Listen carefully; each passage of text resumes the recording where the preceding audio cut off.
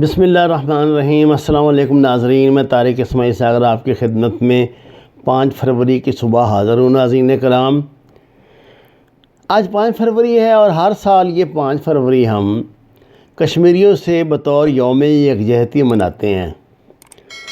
کشمیری بھی اور پاکستانی NGOs، کشمیر کے حوالے سے بننے والی درجنوں تنظیمیں اس روز اپنا وجود ثابت کرنے کے لیے مختلف انداز سے اس دن کو مناتی ہیں۔ لوگ ہاتھوں کی زنجیر بناتے ہیں، مختلف بینر لے کے، کہیں خواتین کھڑی ہوں گی، کہیں بچے کھڑے ہوں گے۔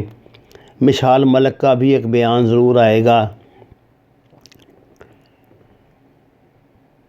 علامہ اقبال نے کیا بات کی تھی کہ توڑ اس دستے جفا کیش کو یا رب، جس نے روح آزادی کشمیر کو پامال کیا۔ جب روح پامال ہو جائے نا تو پھر جسم کی کیا حیثیت رہ جاتی ہے۔ مجھے یہ کہنے دیجئے کہ گزشتہ 73 سال میں ہم نے یہی کارنامہ انجام دیا ہے۔ وہ جو روح ہوتی ہے نا کسی چیز کی، اس کو ہم نے اتنا بے آبرو کر دیا، اتنا پامال کر دیا ہے کہ اب یہ جسم ہے، یہ ڈھانچہ، اس کو لے کے پھرتے رہیں اور اپنا ڈھول بجاتے رہیں۔ کشمیر کی بدقسمتی یہ ہے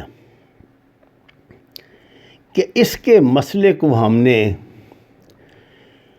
دنیا کے آگے ایک انسانی مسئلہ بتانے کے بجائے، بنانے کے بجائے، انڈین سازش کا شکار ہو کے اسے ایک سیاسی مسئلہ بنا دیا۔ یعنی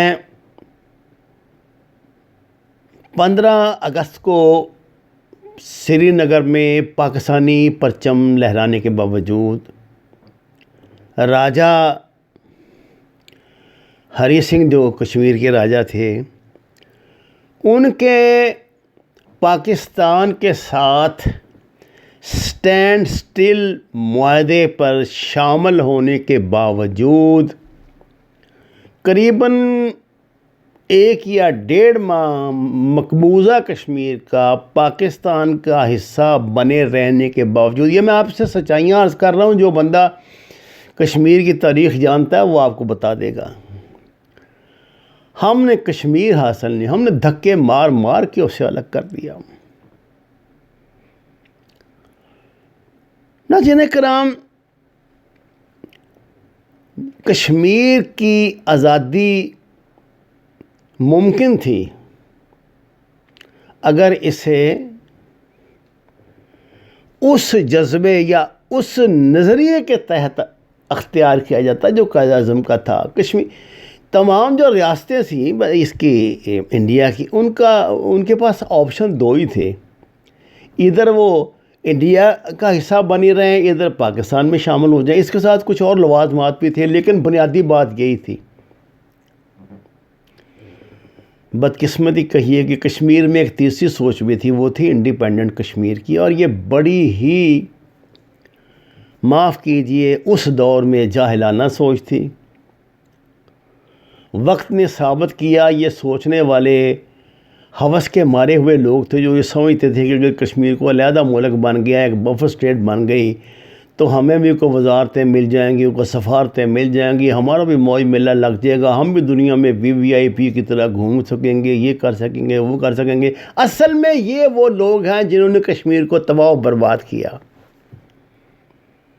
یہ جو آزاد کشمیر ہمارے پاس ہے، یہ کس طرح ہے؟ اس طرح ہے میرے بھائیوں، یہ گلگت بلتستان ہمارے پاس اس طرح ہے میرے بھائیوں کہ یہ وہ لوگ تھے جو کہتے تھے کشمیر بنے گا پاکستان۔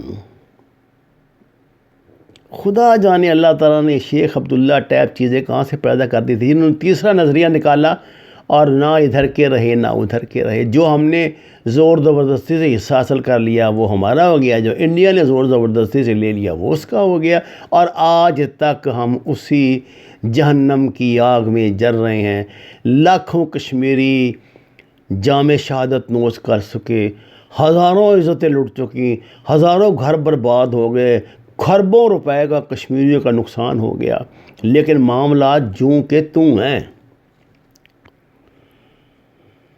جنرل مشرف تشریف لائے تو انہوں نے اس کے 5 حال بتا دیے۔ اللہ اکبر، ان کا 5 میں سے جو ہے، اور 5 میں سے ایک بھی وہ نہیں تھا جو ہم نے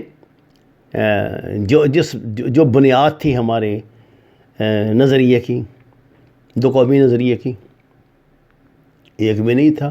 نتیجہ آپ کے سامنے ہے۔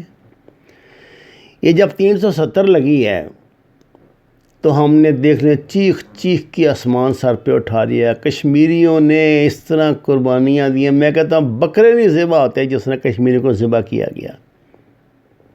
کیا بن گیا؟ کوئی انصاف ملا؟ نو۔ جب ہمیں یہ بات سمجھ آئے گی نا کہ انصاف، مائٹ از رائٹ، انصاف لینے کے لیے پہلے آپ کو ہو صداقت کے لیے جس دل میں مرنے کی تڑپ، پہلے اپنے پیکر خاکی میں جان پیدا کرے۔ یہ لے رہے ہیں نا افغانستان واپس طالبان، کیسے لے رہے ہیں؟ جب وہ مٹھی بھر تھے، دشمن ہر طرح غالب تھا، تو انہوں نے کیا کیا؟ اپنی گردنیں ریت میں دبا لیں، اپنے آپ کو پہاڑوں میں چھپا لیا، چھپ گئے، زمین دوز ہو گئے، لیکن جہاد ایک دن کے لیے نہیں چھوڑا۔ جب مقبوضہ کشمیر میں جہاد آزادی چل رہا تھا، میں 87 کے بعد کی 87 سے 92-1 تک کی بات کر رہا ہوں، آپ اس بار کو مبارکہ نہ جانیے، جو مجاہدین کے بیس کیمپ سے ٹولیاں جاتی تھیں نا، آزاد کشمیر بیس کیمپ تھا ان کا، مجاہدین کا،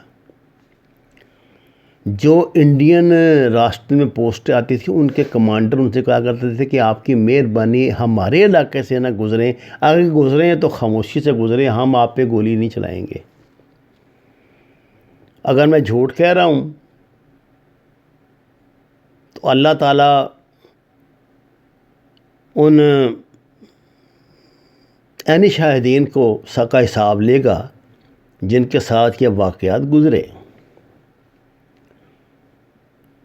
ناظرین کرام، 1947 سے آج تک، 15 اگست 1947 سے آج تک پاکستان میں جتنی بھی حکومتیں آئیں، کشمیر پہ سب کا نقطہ نظر الگ الگ تھا، آپ مانیں یا نہ مانیں۔